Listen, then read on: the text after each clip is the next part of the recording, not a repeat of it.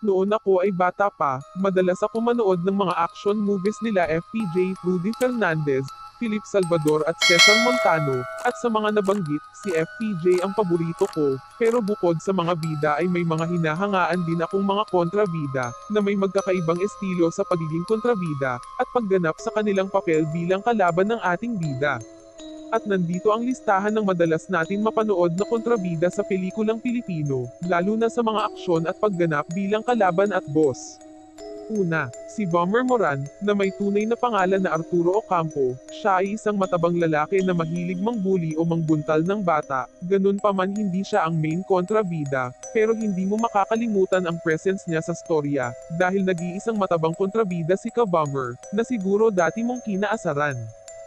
Pangalawa, Nick Israel, ang napakaangas na kontrabida, simple lang umarte ngunit effective gumanap, bilang isang rapist o di kaya ay isang sige sa kanto, maalala mo siya lalo na sa mga nakakatawang script na madalas niyang bitawan. Pangatlo, Vic Diaz. Yan ang tunay na pangalan, kaya lang hindi ko alam kung kadugo ng mga Diaz brothers pero siguro malamang, madalas mo siya makita gumanap bilang isang Japanese sa pelikulang Tagalog, at sa mga FPJ movies, o di kaya isang dirty old man, or big boss, bilang isang batikang kontrabida. Magaling din siya gumanap sa role na rapist. Ang anak ng ating ka-Vic ay si Teddy Diaz, na noon ay lead guitarist ng Gadon, kaya lang ay namatay siya at sinaksak ng isang adik.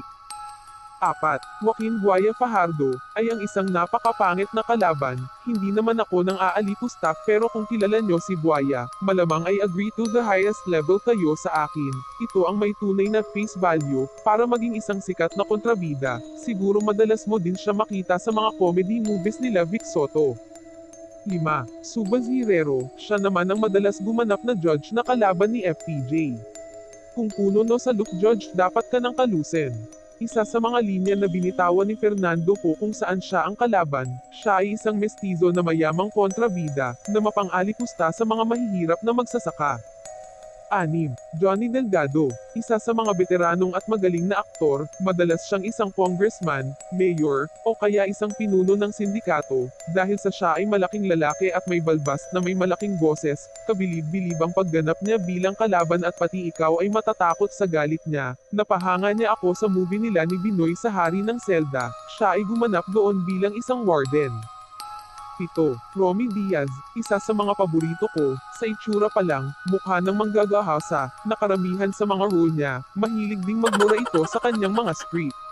Matatandaan mo siya sa kanyang hairstyle, na mala-afro na parabang kapatid ni Michael Jackson, at ang kanyang balbas na napakaswabe. Bukod doon may pagkakomedyante din ang aktor at kontrabida na ito, kaya ikaw ay matutuwa at may inis sa kanya, lalo na yung tawa niya na napakahirap gayahin, na tila ba parang tawang demonyo.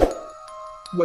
Max Alvarado, sa mga kahenerasyon ko, sino ba naman ang makakalimot kay Ka-Max, isang natural-born kontrabida, sa mukha pa lang alanganin ka nang lumapit sa kanya, matatakot ka sa pagmumukha pa lang, siya ang gumanap na Lizardo sa Panday, ni Fernando Po, bukod doon naging endorser din siya ng Max Candy bago ito pumanaw, at ang gusto ko sa aktor na ito, ay kaya niya gampanan na masama at mabuti, may mga pelikula siya na isa siyang mabait na tao, magaling din siyang komedyante, para sa akin, isa siya sa mga haligi ng pelikulang Pilipino.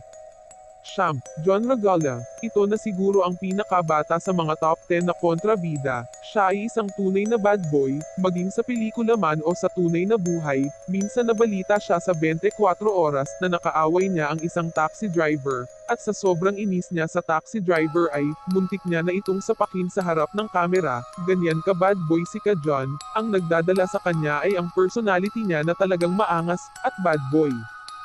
10. Paquito Diaz, ito ang pinaka number 1 ko sa lahat ng kontrabida, bakit kamo, isang mayabang, sugapa at maangas na kalaban, ngunit sa pelikula lamang, at hindi sa totoong buhay. Madalas ang papel niya ay bugbugin ni FPJ, The Boy, Vic Soto, Philip Salvador, lahat ata ng action star dumaan sa kanya, ngunit ang ating kaibigan ay pumanaw na, at sa kabila ng kanyang pagkawala ay mananatiling pa rin siya sa ating puso, at ang kanyang naging papel sa pelikulang Pilipino. Sabi nga nila, hindi kumpleto ang istorya kung walang bida at kontrabida sa isang pelikula, ganyan din sa tunay na buhay, may kontrabida din sa ating buhay, ito man ay ang iyong boss, kaopisina, kapitbahay, mga inutangan o asawa. Ang buhay ay masyadong makulay. Kaya sabay lang tayo sa agos mga boss.